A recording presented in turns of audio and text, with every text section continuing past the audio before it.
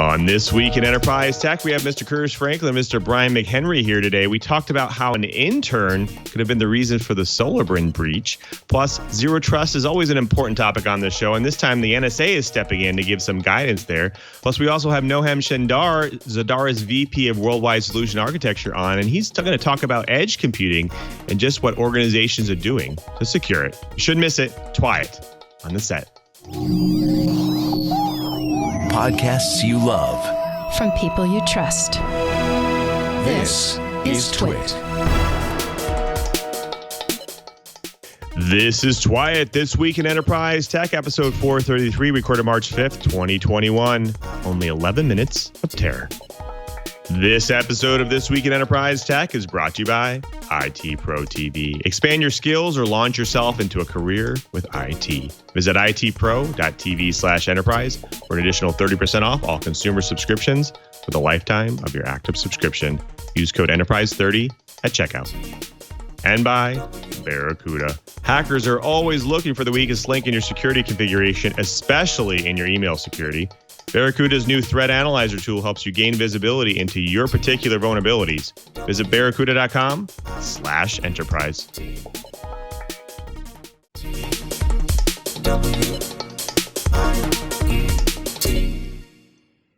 Welcome to This Week in Enterprise Tech, the show that is dedicated to you, the enterprise professional, the IT pro, and the geek who just wants to know how this world is connected. I'm your host, Louis Maresca, your guide through this big, giant world of enterprise. But I can't guide you by myself. I need to bring in the professionals, the experts in their fields, starting with our very own Mr. Curtis Franklin. He's a senior analyst at Omdia. Curtis, how are you, my friend? And how is the week of security treating you? I am doing very well, thanks, Lou. It's been a good week in security. I've been talking to a lot of companies about a lot of different things. It's my favorite part of the job, getting to find out what companies are doing, what they have coming up. And, it's a beautiful week to do it down here in Florida. Right now, it is 79 degrees and bright sunshine. So a perfect late winter day in the Sunshine State. Man, weather envy. Thanks for being here, Curtis. Well, speaking of experts, we also have another security expert in the house. He's Mr. Brian McHenry. He's the Senior Director of Global Security Solutions at F5. Bam, welcome. How are you this fun week? I'm doing great. Can't complain, except that I do not have Mr. Curtis Franklin's excellent weather here in New Jersey. We are at a balmy 33 degrees right now, but we are looking forward to more 50 and 60 degree weather. Meanwhile, been working very hard on making sure the integration of our latest acquisition here at F5, Volterra, goes smoothly, and excited to share with you in the weeks and months to come about all the progress we make in offering some world-class application security solutions on a whole new platform. Fantastic. Looking forward to seeing it. Thanks for being here. Well, speaking of busy weeks, the enterprise has been quite the busy week as well. SolarWinds and the Sunburst attack has been a gift that keeps on giving in the security space. So there's some recent information that actually leads to believe that an intern might have caused the initial breach. We'll talk about that. Plus, zero trust has been an important topic on this show, and the NSA is stepping in and providing some guidance on zero trust architecture. Some interesting stuff there. And we have a great guest today. Organizations are always worried about moving their data to the cloud, especially when they're talking about edge computing. Today we have Noam Shendar, Zadara's VP of Worldwide Solution Architecture, and we're going to take you through just what organizations are doing and just how to handle edge computing. But before we get into all of that goodness, let's go ahead and jump into this week's news blips. Globally, the U.S. is behind in high-speed broadband specs. Now, this past week, U.S. senators called on the current administration to establish a 21st century definition of high-speed broadband of 100 megabit per second, both upstream and downstream. Now, this would be a big upgrade over the Federal Communication Commission's broadband standards of 25 megabit per second downstream and 3 upstream, which was established in 2015, and it's never been updated. Now, the letter was sent to the FCC acting chairwoman and other federal officials by 2 Democrats and 1 independent who actually caucuses with Democrats and 1 Republican. Now, noting that, quote, the pandemic has reinforced the importance of high-speed broadband and underscored the cost of the persistent digital divide in our country. And it also states, quote, we should also insist that new networks supported with federal funds meet this higher standard with limited exceptions for truly hard to reach locations. Now, for any functions, upload speeds far greater than 3 megabit are particularly critical. Now, these challenges will not end with the pandemic. Now, the United States currently has no clear picture of how many rural and urban homes lack broadband service. A lot of this ink that has been spilled on how life will change post-pandemic, with more people predicted to be working from home. But how this will actually impact the use of telehealth and other video-enabled capabilities remains to be seen. Still, bandwidth improvements, along with generally better webcams, are needed across the country. Well, with COVID-related activity restrictions making working from home the new norm, the future of the enterprise is in possibly something like secure laptops. Now, both employers and employees have adjusted to how they work to ensure business continuity during this pandemic. Even after the pandemic, though, it is widely expected employers will continue to offer more flexibility to employees to work from home, or at least part of the work week. These developments are shining a spotlight on endpoint security and the need to ensure that laptops employees are using are secure and offer the same level of protections as desktops inside the corporate perimeter. Now, we all know security is only as strong as the weakest link. And with more employees working from home than ever, renewed focus on securing these environments beyond office doors has to become the priority. One way to make working from home more secure is providing more security by default for endpoints, aka laptops. Now, the Secure Enterprise Laptops has 5 key security domains that should be kept isolated to limit risk. One is the protected OS. Now, typically, laptops use Windows operating systems to handle day-to-day activities. Now, instead, a protected OS would run inside a virtual machine in an isolated, virtualized manner and cannot connect to the internet directly. Windows connects to the outside only through VPN domains. Now, the second domain is the VPN domains. And if you're really paranoid, use 2 separate domains, an inner and outer VPN, and host 2 VPN clients for double protection for data in transit. Now, these VPN domains are inaccessible to the user and are sort of built into the infrastructure of the laptop. Now, the next domain is the management domain, and one or more separate domains to control access to a self-encrypted drive and protecting data at rest. You'll also want something like a boot authenticator and a public network domain, which is the only means to connect to the internet. Now, this might seem like overkill, and this is an implementation of what's called MILS, or the multiple independent layers of security model. It is a form of defense in depth. Now, these controls should be implemented in a way that enables users to easily access work-related resources with a minimum of friction. And security research practitioners should seek to implement this model with existing tools on widely available hardware options to enable users to select the laptop hardware that suits their work. However, moving forward, hardware choices approved by corporate security standards should look to support some version of this type of security where the threat model dictates such secure endpoints are required. Well, according to Intel, more than 90% of their vulnerabilities were found via research. For the second year in a row, the vast majority of vulnerabilities, or 92%, found in Intel's products came from the company's security investments, specifically internal research efforts and external bug bounties. This is according to a new report from Intel that was published this week. Of the 231 vulnerabilities reported in Intel products in 2020, 109 issues, or 47%, were found by Intel employees, while 105, or 45%, were reported by external researchers participating in an Intel bug bounty program. The report highlights the growing importance of bug bounty programs for application and software developers, when not even 5 years ago, many companies continued to debate the efficacy of bug bounty programs, though most have come to value their relationships with external researchers now. External researchers typically focused on software drivers as opposed to looking for the more complex firmware or hardware vulnerabilities that tend to have more impact for the processing, networking, and graphics platform at the heart of Intel's business. The company's internal researchers found 69% of the firmware-related security issues and 57% of the hardware issues. In total, Intel platforms and software had 6 critical, 80 high, 131 medium, and 14 low-severity vulnerabilities in 2020.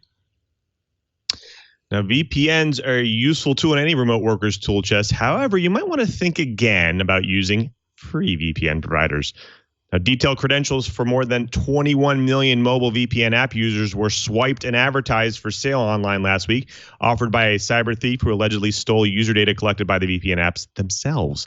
The data includes email addresses, randomly generated password strings, payment information, and device IDs belonging to users of 3 VPN apps: SuperVPN, Gecko VPN, and Chat VPN. Now, the attacks, which have not been confirmed by the VPN developers themselves, represent the most recent privacy broadsides against the VPN industry. Now, 2 similar blunders have been revealed to the public since 2019, including one massive data leak that exposed several VPN apps' empty promises to collect, quote, no logs of their users' activity. Now, in that data leak, not only did the VPN providers fail to live up to their words, but they also hoovered up additional data, including users' email addresses, clear text passwords, IP addresses, home addresses, phone models, and even device IDs. Now, this is a timely reminder of why trust in a VPN provider is actually crucial. Now, this level of logging isn't what anyone expects when using a service designed to actually improve your privacy. Now, the unfortunate truth about the recent VPN app data leak is that this is a type of data mishap, and it's nothing new. Now, remember, a VPN can help protect your traffic from being viewed from your internet service provider, major telecom company, university, or school. But a VPN can also help protect you from government requests for your data. And if you think about this protection levels, do your research, because you know what? You want to ensure that you're cautious about using the free ones. Well, why do we need to elevate more blue team voices? And Jerry Gamblin, he's a veteran red teamer and security researcher, writes on Dark Reading this week about a topic near and dear to my heart: those unsung members of information security's blue team. Now, while the red team is out there with their fancy attack tools, few rules and constraints, and a job mainly focused on breaking stuff, the blue teamers toil in obscurity with budget limitations, change control windows, and silly constraints like uptime and reliability. Now, at every security conference I've ever been to, people crowd rooms to hear about the latest threats and exploits as presented by red teamers. Now, the typical audience, packed with blue teamers, all there trying to learn what they need to know about the latest threats to keep their networks and systems safe from attackers. Now, in his article, Gamblin calls for more funding to the blue team as well as a bigger voice in the industry. And I support this wholeheartedly. And if you run a security conference like RSA, Black Hat, DEF CON, or even local events like B-Sides or ThoughtCon, I'm sure we'd all love to hear and see more blue teamers presenting their solutions on how they're innovating better defenses.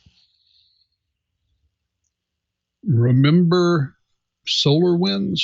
Well, Microsoft and FireEye have uncovered more malware used in the SolarWinds campaign. Like the proverbial layers of an onion, researchers investigating the breach at SolarWinds and the numerous related work intrusions that resulted from it have kept discovering new facets to the attack the more the layers they've peeled away.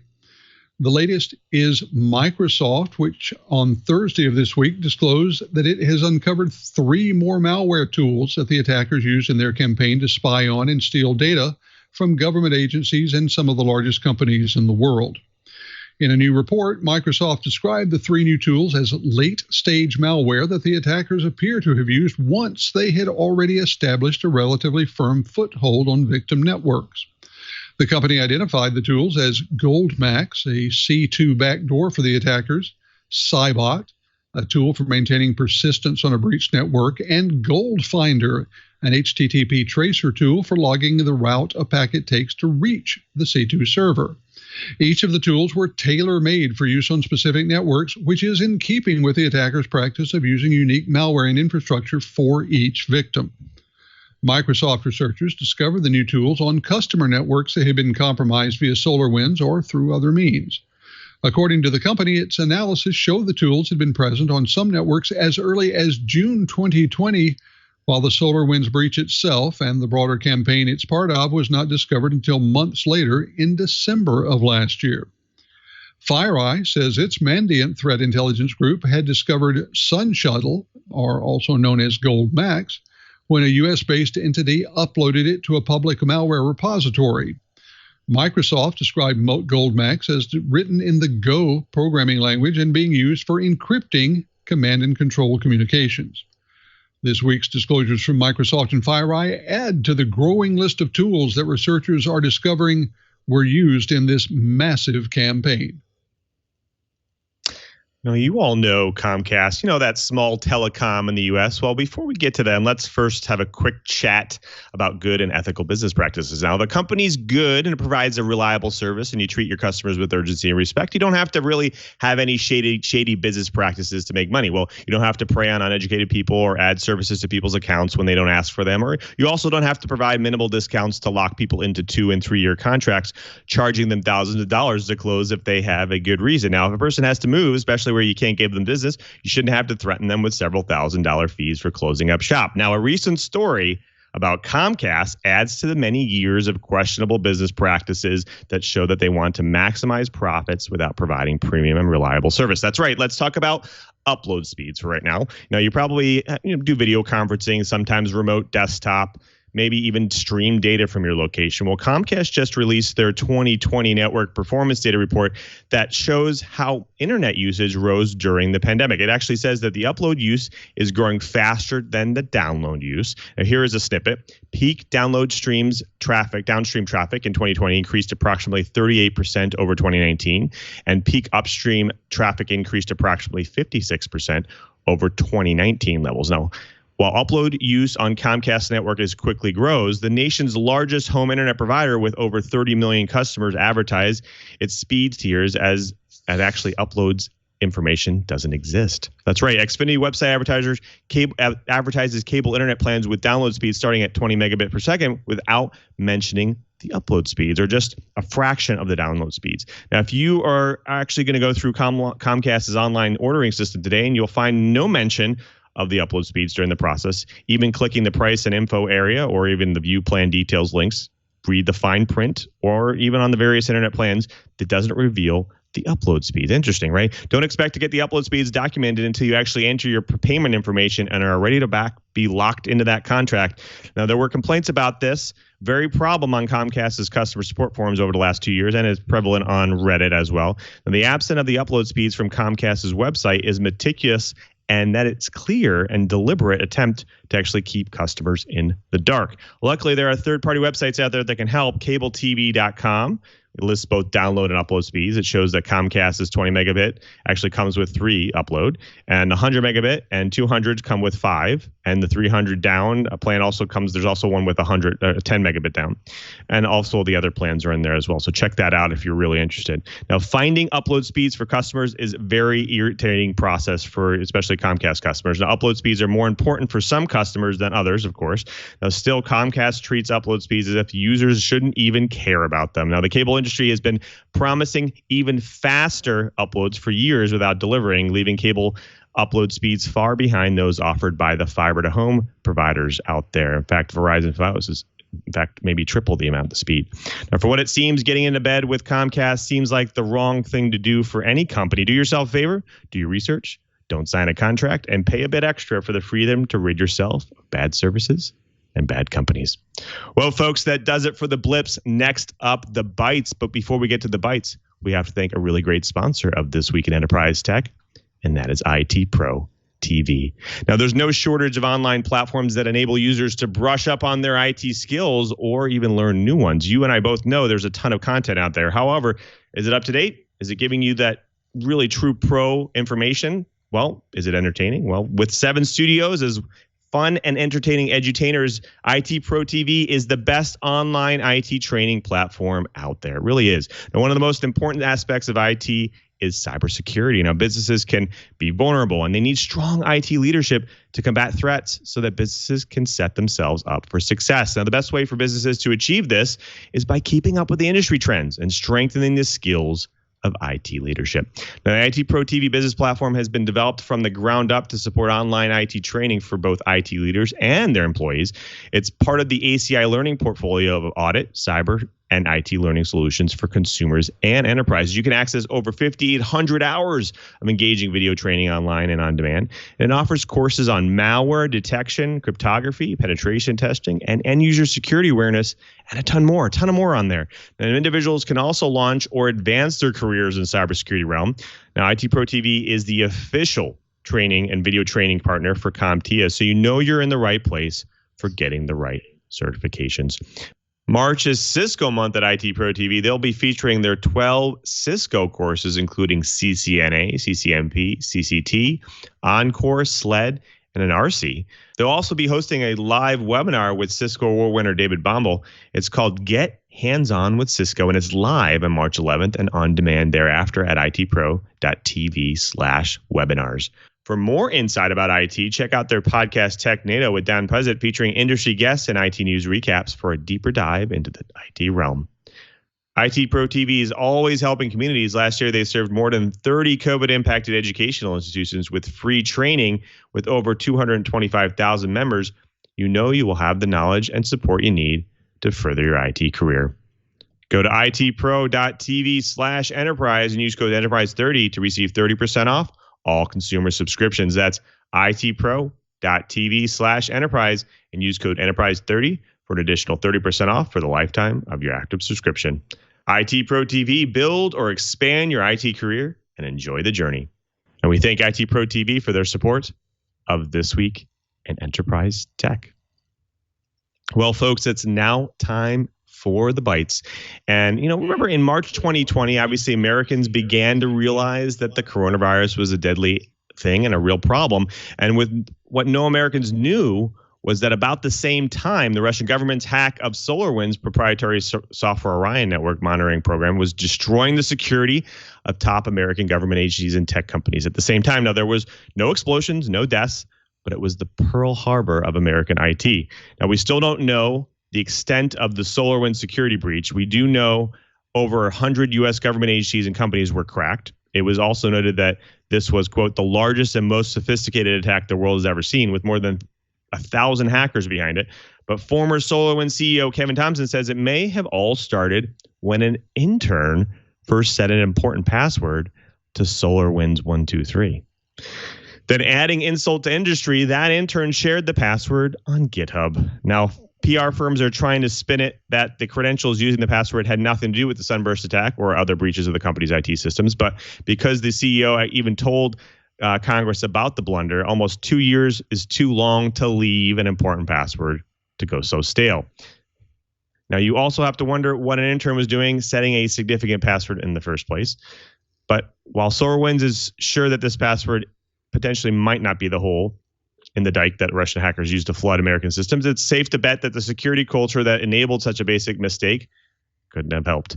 Now, this brings up many topics, especially topics of compliance. Now, could that have helped here? The question is, well, according to FireEye's CEO, he doesn't think so. Quote, I'm not convinced compliance in any standards regulation or legislation would have stopped Russian foreign intelligence services from successfully breaching the organization.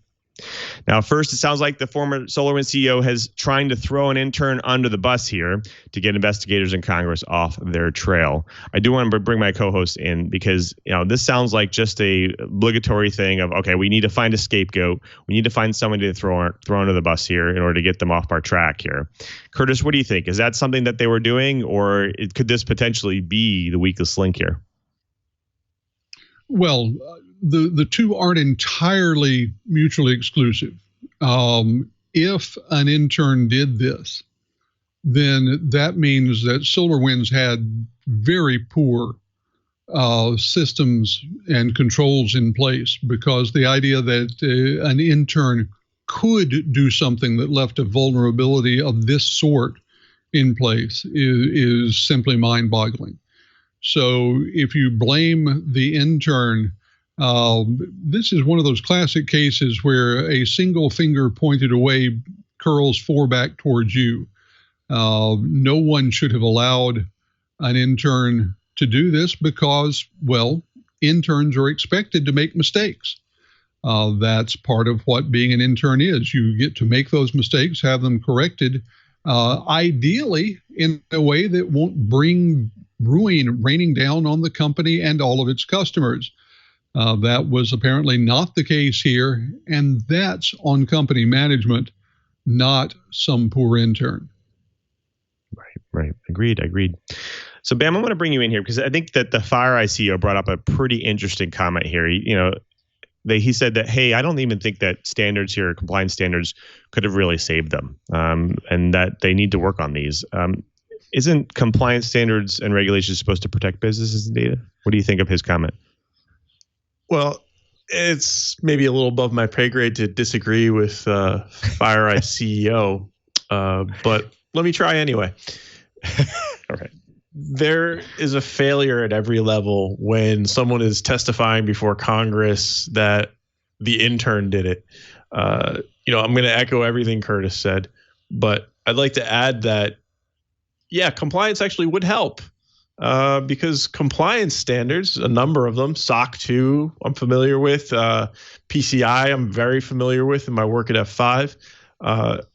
You look at these compliance standards and things like regular audits of controls, regular audits of passwords, regular audits of stale accounts, service accounts. These things are all part of compliance, like regular audits of your security posture, basic elements of your security posture are there. If this is not a startup company, SolarWinds has been around for 20 years, right? I used them the last time I was in IT ops, way back in 2007, 2008, before I joined F5. So this really strikes me as them trying to save their bacon rather than trying to own the issue. And FireEye doesn't like to,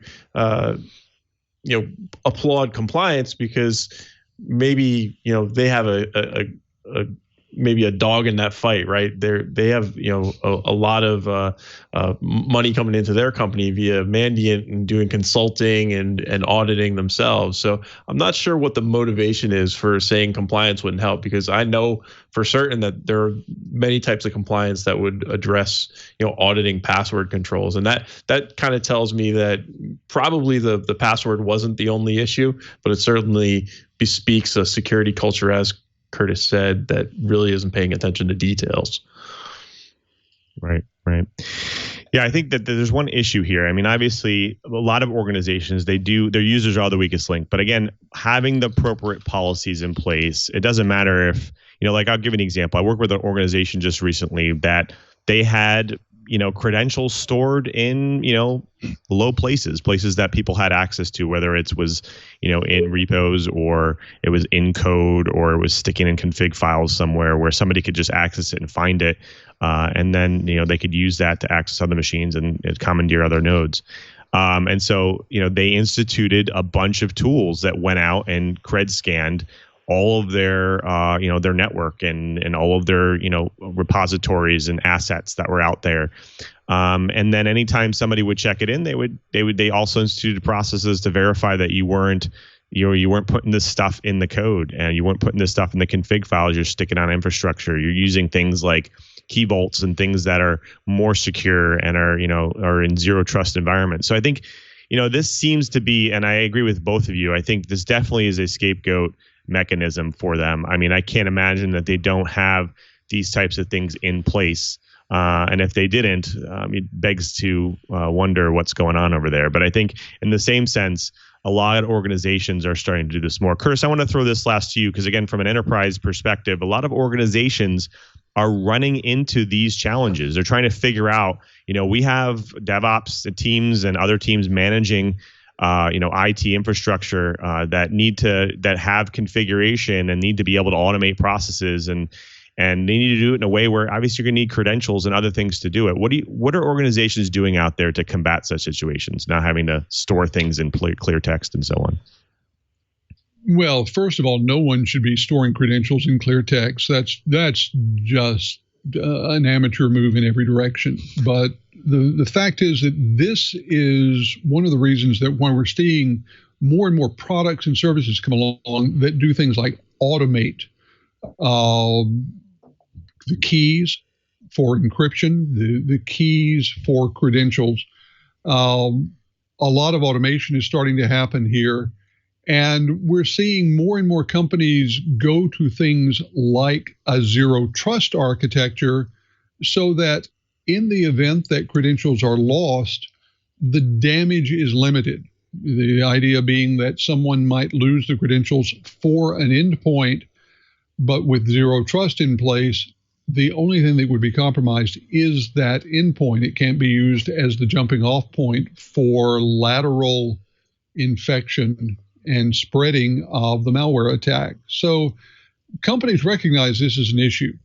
You're seeing everything from two-factor authentication to the automation of developing, generating, and storing credentials to a zero trust architecture as organizations try very hard to get a handle on the issue and remove the possibility for some intern to end up being thrown under the bus for wrecking the security of the Western Hemisphere. Right. Well, I'm sure we'll hear a lot more about this in the coming months. Well, let's move on to the next bite, because I think obviously we've zero trust has been a topic on this show. It's a very important topic we've followed up on many times. But the NSA is actually stepping in here, provide some guidance on zero trust architectures. Some interesting stuff here, Curtis. Yeah, one of the things that we hear a lot in security right now is the idea of the zero trust model. I mentioned it in the last bite just a moment ago. But it's one of those things where many people use the phrase, but somewhat fewer people actually understand what it means. And this is one of the times when the NSA, in its role as the organization that develops protections for U.S.-based commercial computer traffic and government traffic, has released guidance both on what zero trust is and how it can be applied. As they say, the zero trust security model eliminates implicit trust in any one element, node, or service, and instead requires continuous verification of the operational picture through real-time information fed from multiple sources to determine access and other system response. Well, that's a fine thing to say, but what does it mean in real life? It means, well, a lot of work. Implementing zero trust takes time and effort. The good news is, and this is something that the NSA in its report says, it doesn't have to be done all at once. It's not an all or nothing. Businesses can incorporate zero trust concepts into existing network infrastructures, although it's likely going to require additional capabilities. And doing it this way does require intelligence, not necessarily machine intelligence, but human intelligence, knowing how it's going to be rolled out and how it's going to be deployed. The officials advise planning out the integration as a, quote, continually maturing roadmap, end quote, starting with initial preparation and continuing on to basic, intermediate, and advanced steps. Now, as with every major project that comes along, there are challenges. The officials note the potential roadblocks include lack of support from enterprise leadership, lack of support from users. You know, one of the things we've seen over and over and over again is that if you make security too hard, users will find a way around it. And that's the last thing you want to have happen, because in all of those little bypassing operations, vulnerabilities are found. So I want to turn to my co-host and say, Lou, let's go to you first. Is zero trust something that you are seeing as an addition to more and more application infrastructures? Is it something that is being added to the basic authentication routine that's we're pretty much used to when it comes to logging into enterprise applications? Absolutely. I think that's a great question, Curtis. I think that zero trust, especially like, for instance, in the microservice realm, and container security, it's one of those models right now that a lot of organizations are starting to implement, where, in order to access these services. You have to do so making sure you have your presence known, whether it's a YubiKey or something like that. Make sure that you have MFA in place, and so you're also securing your identity and making sure that you let them know your identity, who you are, where you're at, that kind of thing. And so these are the baseline things that a lot of organizations I'm seeing do when they implement these new services and software that's out there. So I definitely think it's one of the things that organizations should think about as they start to implement and build new applications and services, because it will help in the long run, number one. Number two is allows for, like for instance, I'll give you an example. I had an organization that thought that they were secure. They had multi-factor enabled, and they were using OAuth and so on. But their access tokens had too long of an expiration date. I think there was like 30 days or something like that. And somebody was able to actually access their machine and acquire the token and use those tokens to access the service. Well, these are things that show that even if you have some of the really high-end security policies in place, and you have things like presence enabled and YubiKey security and all that, you still might be enabling organizations and hackers to get in because of these other mishaps. So you really have to think about this as you start to build out applications and services, and it's starting a trend. Like you're seeing a lot more people, more organizations implement it that way. Well, I want to go to BAM with my next question, because we usually think of authentication and credentials in terms of human interactions with computer systems. But especially when it comes to microsegmentation, a lot of what's happening is machine-to-machine or service-to-service authentication, encryption, and communication. Ben, what are you seeing? Is microsegmentation and the zero trust model, are these taking off in the network infrastructures that you are seeing being implemented? So we are seeing a big ramp up in what we call cloud workload protection or cloud workload protection platforms. These are more your east-west type of security segmentation boundaries, and really often focused on container-based workloads, which is often how microservices and microsegmentation is implemented. So increasingly there are new security tools, but I'll caution against sort of trusting these as a panacea in microsegmentation, because they tend to be really focused on network level behaviors and really not looking at application layer workloads, at least for most of the solutions available today.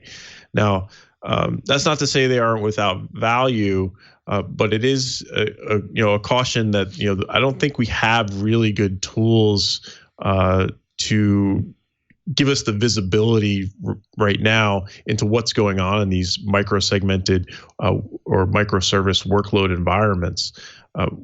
These architectures and microservice architectures offer a better path to zero trust, but I don't know that they always deliver, because the controls that we have from an InfoSec perspective aren't very mature just yet.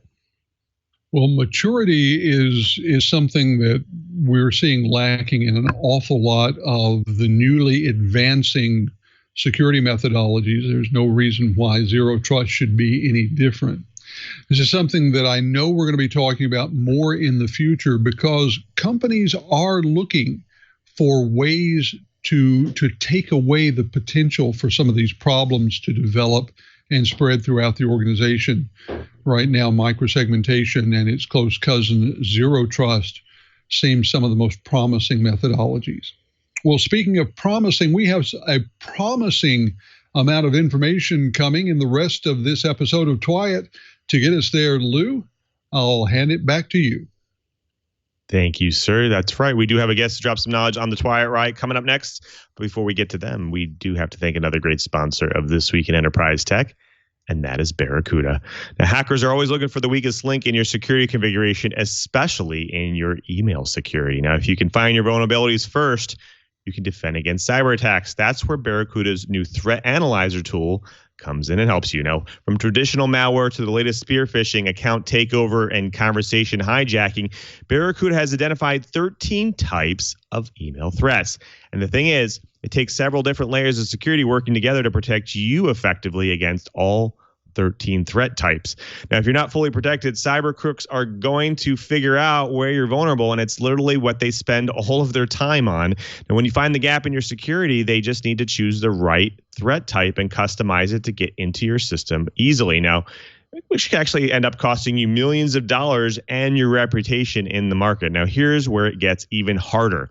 With hundreds of highly targeted, personalized threat variants and emerging daily, and many different kinds of on-premise and cloud-based email systems, it can really be challenging to identify your specific gaps or vulnerabilities. That's what Barracuda Threat Analyzer is for. It's incredibly simple and fast to use. So you go to barracuda.com/enterprise and answer a few multiple choice questions about your email security setup. It takes about 2 minutes, and the Barracuda Threat Analyzer provides a custom report telling you which threat types you're most vulnerable to, and you'll get custom recommendations on how to strengthen your defenses against those attacks. It's free and it's super easy to use. Barracuda's December spear phishing report found 12% of all spear phishing attacks are actually business email compromise. That's up 7% from 2019. Now, that kind of growth shows how successful these attacks can be, which is why you're having a lot more attackers actually do it. The pandemic is still going on, and you're going to receive compelling emails about whether it's virus spread, vaccines, and more. And they're going to lure you with malware-infested sites and zones, making you the weakest link. So don't get caught in their traps. Now, I hate to say it, but I did have a relative call me recently who runs an SMB, and they told me that their machine was locked down to a link they clicked on about a medical bill that they actually owed on. That's right. They became the weakest link in their organization's network. If they only had Barracuda, that wouldn't have happened. According to the FBI's most recent internet crime report, business email compromise attacks led to over $3.5 billion in losses. The government of Puerto Rico lost $2.6 million in a single attack just last year. Even Shark Tank's Barbara fell for one of these attacks last year. Her employees fell for an impersonation attack and paid a fake invoice wiring almost $400,000. They were lucky enough to realize that they had done this in time to recover the money. But Manor Independent School District in Texas wasn't so lucky. They made a fraudulent payment for over a month, losing $2.3 million before the attack was discovered. Does your email security protect against those attacks? Try the Barracuda Threat Analyzer today for free and get a full report showing exactly what you need to do to secure your email. Go to barracuda.com/enterprise to find out where your hidden threats lie. That's Barracuda Threat Analyzer at barracuda.com/enterprise. And we thank Barracuda for their support of This Week in Enterprise Tech. Well, folks, it's my favorite part of the show where we actually get to bring a guest to drop some knowledge on the TWiT. And today we have Noam Shendar. He's Zadara's VP of Worldwide Solution Architecture. And you know what? Really great guest to be here because we're talking a lot about cloud services and securing them. Noam, welcome to the show. Thank you. It's great to be here, and thanks for having me. Absolutely. Now, our audience loves to hear people's origin stories. Can you maybe take us on a short journey through tech and what brought you to Zadara? Yeah, it's kind of a meandering path. I started my career in Silicon Valley designing chips for Intel, specifically Intel's first 64-bit chip, the Itanium, if you remember it. And throughout this career, I've been to a number of semiconductor companies, and I was at a company called, at the time, was called LSI Logic. Today, it's part of the Broadcom empire. And I was running the corporate strategy department there, and I acquired I was part of the team that acquired an Israeli company by the name of Storage Networking Technologies, which had just killer technologies for virtualizing fiber channel storage, making it easier to manage, mixing and matching different brands of storage, and adding features to that storage that it didn't have natively. And that crack team that company that LSI acquired back in 2006 is exactly the same crack team that started Zadara. And when they started Zadara in 2011, just a hair over 10 years ago now, I approached them. I said, please bring me on board. I love the team. I love the capabilities of the team. I know that this company is going to do something amazing. And I'm very lucky that the answer was yes after some cajoling. Right. Well, it's really a small world because I actually interned back in 2000 at the Alpha Deck, on Alpha Deck, a Digital Corp, and eventually was overrun and taken over by the Itanium group, and we actually did some testing on Itanium at the time. So over in Shrewsbury, Massachusetts. I don't know if you guys remember the location over there. Yeah. So small world. Well, and we have a VP who's also a DEC alum. So all right, cool. The spirit of digital lives on. That's right. So let's talk about. I mean, obviously, organizations moving to the cloud. It's customers, they're always worried about their data. Obviously, they're always worried about where it's going to go, how they're going to maintain it and secure it. What are customers doing? How are they securing this data? Obviously, there's a lot of talk about edge computing. People are working remotely, and once they move their data to the cloud, they're wondering how they make this better. Can you maybe tell us about some of the things you're seeing in the wild and what organizations are doing there? Yeah, and I can tie it a little bit to our history, which is relevant here. We started our company 10 years ago as a cloud-only company. In fact, at the time was an AWS-only company. And a few years into the company, we realized, and our customers told us, that there's stuff they're not going to move into the cloud for a variety of reasons. Could be regulatory, could be preference, could be capabilities. So the cloud didn't meet their needs. And we therefore launched an on-premises offering back in 2014. And that offering is now a majority of our revenue. And that may sound counterintuitive to the audience because we know that the cloud is growing so quickly and we can't stop hearing about how, cloud here, cloud this, cloud that. But the reality is there is a lot of data and a lot of compute that stays on-prem for many good reasons. And this is where Edge Cloud comes in and presents the best of two worlds. It provides the convenience and the flexibility of cloud, and it provides the simplicity of not having to manage one's own infrastructure, but it doesn't put the data somewhere anonymous, somewhere far away, where you don't have a way to know how it's stored. You don't have any control of it. It's a black box, and also you have latency issues and bandwidth issues because of the distance. Edge Cloud says no. Let's keep everything that's good about cloud, but let's bring it a lot closer to where the data is consumed and or produced. And if you do that, you get this low latency environment. You get a lot of control. It can be in your own town. It means you can actually know in physically in which building it lives. And at least the way that we do it, you also get full visibility. It's not a black box, but a fully transparent service. Right. Now, I'm glad you brought that up because a lot of organizations think that edge computing is kind of a black box for them. What are some of the key components, the key attributes of implementing a successful edge computing network? You can think of it as the basic building blocks of IT. So it's no different from that fundamentally. There's compute, there's networking, there's storage. In order to make a successful edge cloud, you need to take these three elements, and you need to make them easy to consume, so they need to be consumable on demand. We insist that they be elastic. Elastic is a word that's overused and abused. We define it as a bidirectional ability to grow and shrink as needed. Think of the rubber band. You can stretch it, gets longer. You let go, it'll get shorter. So elasticity is important in this environment. The networking is important because the data needs to come in and out, and sometimes between an on-prem environment and an edge cloud environment, and sometimes among different nodes in the edge cloud. So all of these things need to come together, and the edge cloud provider needs to be able to manage these very many locations. If you think of the difference between cloud and an edge cloud, I already mentioned the distance is one of them, but there's another really fundamental difference. Think of cloud as a small number of really large locations. That's why they're called hyperscale public clouds. The edge cloud turns that on its head and says, let's have a lot of locations that are relatively small. That's great. The company that operates these has got to have the ability to manage this very large number of locations efficiently and, of course, with high availability. So As our viewers know, I love to take a security angle on any topic, and storage is not safe from my security angles either. Seems like every show we have a blip, a news item about a ransomware attack.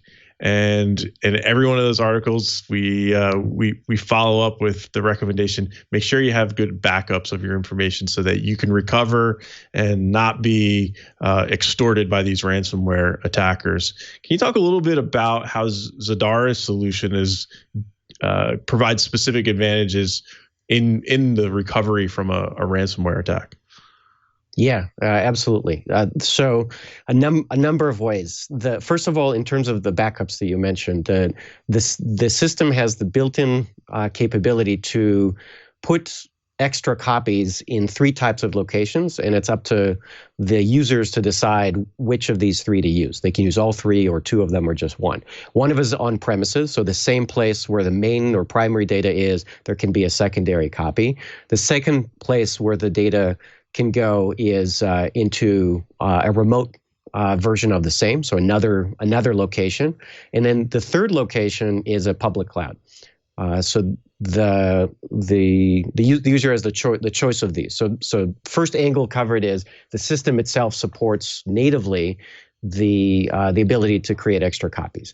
As you can imagine, also third-party tools work well. Various backup providers, Veeam to name one, we're certified on and work with. The next level of defense is immutability. This, for ransomware, this is my favorite capability. The ability to save the data in a form where it cannot be modified during an immutability period that is set by the user is huge, because that means that even if defenses were breached and a malicious user is inside, that malicious user cannot modify, let alone delete the data. And it's even possible to set the system in a way where, let's say the system's operating as object storage. It's possible to set the system so that it will, when an object is deleted or a delete request is issued, to provide a success code on that. Why is that good? Because then the script that is trying to delete the data or encrypt the data thinks that it was successful, but it was not. The data is still in its original form and was not deleted or modified.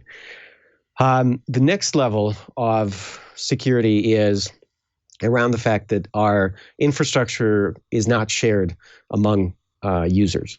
And that's a unique capability that we provide. What do I mean by that in really practical terms?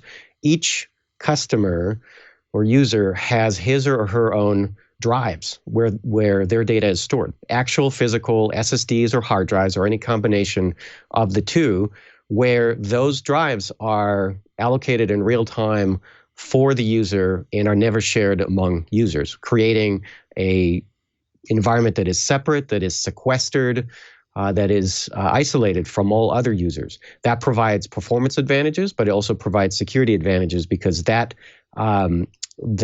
protocol stack that is serving the customer is not serving multiple customers at the same time. Each is accessing their data through their own protocol stack. That means that if one customer is having a bad day, that doesn't affect any other customer.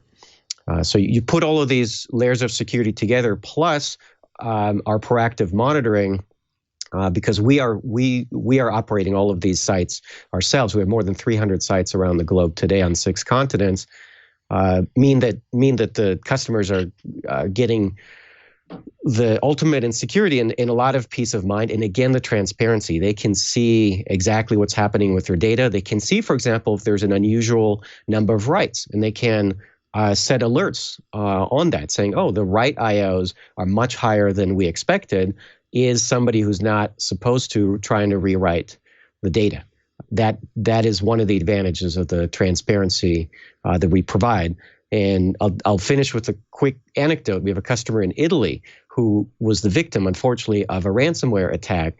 And fortunately for them, they were using our snapshotting mechanism, but they didn't know it, or at least they forgot that they had been using it. They submitted a support request saying, "All right, we can't access our data. Do you have any bright ideas?" And we said, "We looked at your settings. Your snapshots are turned on. Your most recent snapshot is only a few minutes old. Just go back to the most recent snapshot and you'll be back where you were before the ransomware attack." They did that. They were back in business in 11 minutes from the moment that they found out that they were attacked to the moment where they had got the all clear, just 11 minutes. Those are the kinds of stories that make me smile.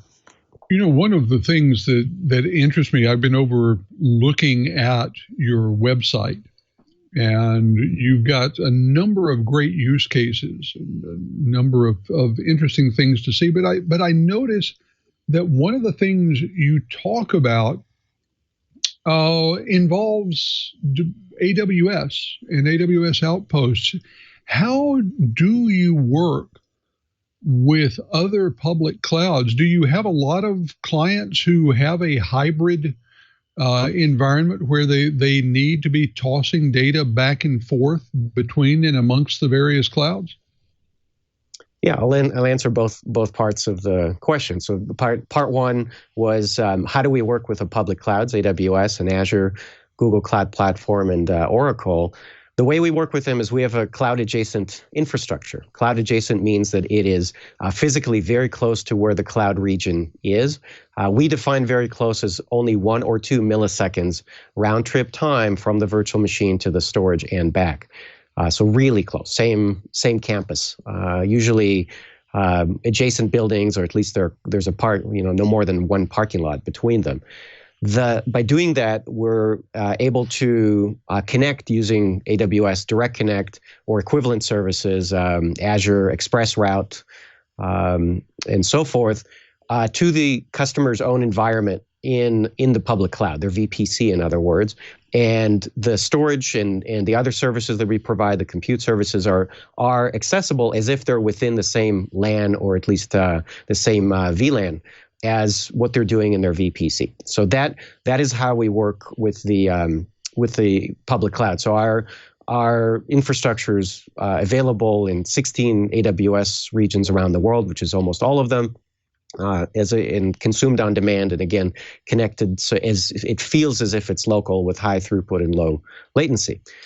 That same infrastructure is identical to what we would put in a customer's site on premises, using the same business model, using the on-demand cloud business model. And I'll say it a different way because it's not intuitive. We give hardware for free to our customers and then charge them only for their use of that hardware. So it's the same stuff that we put next to AWS, which allows for uniformity of usage between the two kinds of locations. And we do have customers who are using things in a hybrid fashion. I'll give you one example. There's a customer who is a retailer, and they, as retailers, experience a certain increase in demand right around Thanksgiving and all the way through Christmas. And that happens every year, and it's pretty predictable. Their challenge historically was that they had kind of two choices: either be in the cloud, that is on demand, so they can scale the environment up or down as needed, but it's not the most cost-effective thing. Their opposite challenge was if they owned all of their infrastructure, that's also not efficient because they would need to own enough infrastructure to hit that peak, which is a 10x peak versus the other 11 months of the year. So what they realized is, hey, wouldn't it be great if I could have a hybrid environment where I own enough of my hardware to handle the normal demand, the year-round demand, and then I would use AWS to burst my available resources to handle the peak demand during the holiday season. So that's where they used us, because they had us connected to both types of environments and syncing the data between the two environments so that they could only pay for AWS when they need it and have their own fully depreciated, amortized infrastructure for what I think of as the dial tone kind of level of compute, which is enough for most of the year. Very good. Well, when you're talking about that sort of very dynamic workload, of course, the next level of that gets us back to containers. As the enterprise is starting to move to a container deployment for more and more services and pieces of applications. Is that having an impact on how they're using your services and what you're able to offer them? Absolutely. The containers are already in wide use and growing quickly. As a result, on the storage side of the house, what we call Z storage, we support container environments and specifically Kubernetes environments through things like CSI drivers, which allow the Kubernetes cluster to instantiate storage on its own without, in automatic fashion, without having do anything manually once the storage is set up. And we also pioneered something pretty cool, at least in my opinion, that are container services running inside the storage itself. Why is that cool? For two reasons. One is because those containers are running inside the storage, the latency is teeny tiny. There's no LAN to traverse. There are no network hops to endure. That container, that code in that container is actually running inside the storage controller. So that's a really cool thing to do. And we specifically did this using Docker containers because that's a really convenient way to wrap a custom proprietary piece of code and put it inside the storage, which is a way for our customers to add new functionality to the storage that it doesn't have. It could be something standard, like add an FTP server into the storage, or they could have some custom code that they wrote, like analytics, that they could put inside the storage. And we have a customer who's in the manufacturing space who does QA this way. They import images into the storage of their product, of every single article, and they use our container services to run a custom container that runs QA, quality assurance, on those images and detects flaws and things like that, and is able to act on it in real time. Right. Well, folks, all good things come to an end. So, Noam, thank you so much for being here. We're running a little bit low on time, but I did want to give you a chance to tell the folks at home where they can learn more about Zadara and maybe where they could get started. Absolutely. So where you find us on the web is at Zadara.com. That's spelled with all A's, Zadara.com. You can find us on Twitter using the same handle, and you'll find us also as a sticker on the side of a Formula One car. We're very recently announced that we're sponsoring the Alfa Romeo Orland racing team. And more than that, we are their cloud provider. They use, as an edge cloud provider, they use us not only at their headquarters, but trackside. There are edge nodes at all of the tracks where they race.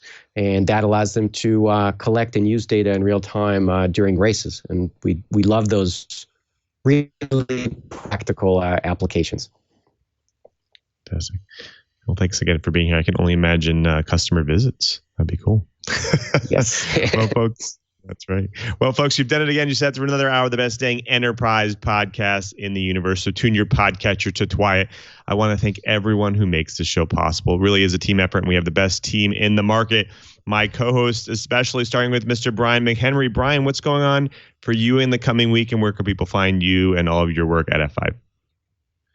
Well, you can always find me at BA McHenry on Twitter, tweeting about where to find the recording of the show today, of course, and when I'm going to be on live next. But in the meantime, head over to f5labs.com. I haven't been plugging them too much lately, but they're doing some fantastic free research over there.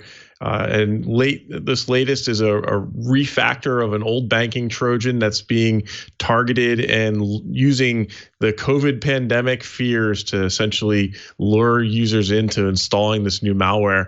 And really great research, and it's totally free. It's not about our products. It's just about what's out there on the internet. What are our security researchers seeing? And I love this kind of nerding out on security stuff. So go check it out, and stay tuned. It's getting updated pretty much daily these days.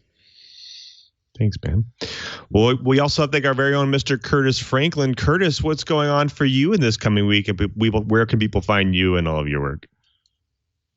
Well, I'm going to be talking to a lot more companies. I'm going to be talking to a lot more people about what they're doing, especially around things like SecOps, and starting to talk some about enterprise security management, all sorts of interesting things happening there.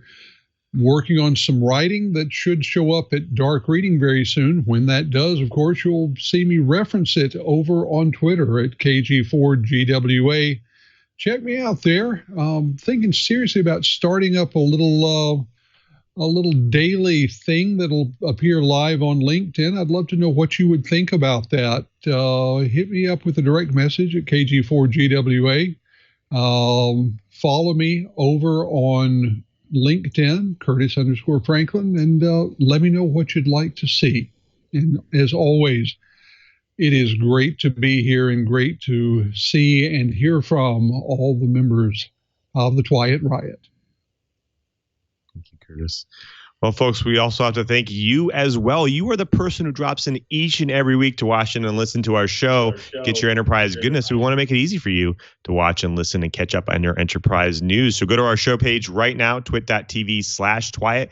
There you'll find all the amazing back episodes, the show notes, our co-host info, guest information, and the links of the stories we do during the show. But more importantly, next to those videos, you'll get those helpful subscribe and download links. That's right. Support the show by getting your audio version, your video version of your choice, and listen in on any one of your devices or on any one of your podcaster applications, because we are on all of them. Subscribe. It's really the best way to stay on top of your enterprise and IT news, and it's the best way to support the show as well. Now, after you subscribe, you can impress your friends, your family, your coworkers with the gift of TWiT, because we talk about some fun tech topics on this show, and I can guarantee they will find them fun and interesting as well. So definitely share it with them. Now, if after you subscribe, if you're available live at 1:30 p.m. Pacific time, we do this show Fridays on 1:30 p.m. Pacific at live.twit.tv. There you can see all the behind the scenes. Come see how the pizza's made. Come see how the show is run. All the fun stuff we do here on TWiT. You can watch it live at live.twit.tv. And before I mentioned it, we also have a live chat room as well. irc.twit.tv. There you can also jump in and be part of the show, and you can have a great conversation with a good set of characters out there. So that's at irc.twit.tv. Now, if you can't watch the show live and you can't be part of the live chat room, that's okay. You can still be part of the discussion 24/7. That's right. We have an amazing community out there at twit.community. It's a really great website. We have some great discussions, content on hosts, guests, information we do during the show. A lot of the TWiT army is out there, so definitely go check that out if you can't be part of the live stream and a live discussion. It's a really great way to stay with the TWiT community. Remember, you can always follow me at twitter.com/LeoM. There I post all my enterprise tidbits. I also have some great conversations with people like you. Plus, you can find what I do during my normal work week at Microsoft. If you want to check out some of that stuff, you can go to developers.microsoft.com/office. There I post all the latest and greatest ways to customize your Office experience. Plus, check out the new Office script. That's right. You've always wanted a way to move your macros to the cloud and run them in the cloud. Well, you can now with Office scripts. VBA developers are rejoicing on it. Check out the new tools we have on Excel Online. I do want to thank everyone who makes this show possible, especially to Leo and Lisa. They continue to support This Week in Enterprise Tech each and every week, and we could not do the show without them. So thank you to all their support. I also want to thank all the engineers and staff at TWiT. They really make this an easy process. And also thank you to Mr. Brian Cheebert. He's not only our co-host, but he's also our tireless producer. He does all the bookings and the plannings we do during the show, and we really couldn't do the show without him. So thank you again to Cheebert for all his help and assistance. And before we sign out, we also thank our editor, Victor, and of course, our TD for today, Mr. Ant Pruitt. Ant is a very busy guy at TWiT. He's doing a lot of content, some great stuff. And what's coming up for you in the coming weeks at TWiT? Well, we're still doing lots more content with hands-on photography. As a matter of fact, this week's episode, I answered a very, very common question. Hey, Ant, what lens should I get? So go check that out. twit.tv/hop. Very cool. Very cool. I have some thoughts there. Maybe I'll throw them your way. Well, thanks, Sam. Do it. All right. Thanks again. Well, until next time, I'm Louis Maresca, just reminding you, if you want to know what's going on in the enterprise, just keep TWiT. Hey, folks, I'm Ant Pruitt, host of Hands on Photography here on TWiT TV. I know some of you have gotten yourself a brand new camera, or you just had a camera sitting around and can't quite figure out how to get the most out of it. Well, I have a solution. My show, Hands on Photography. So subscribe right now to learn how to get the most out of that camera. I'm going to show you how to make those images pop. I don't care if it's a Canon camera. I don't care if it's a Sony, Nikon, iPhone, Android, even an inexpensive Android device. I got you covered. So head on over to twit.tv/hop and subscribe today.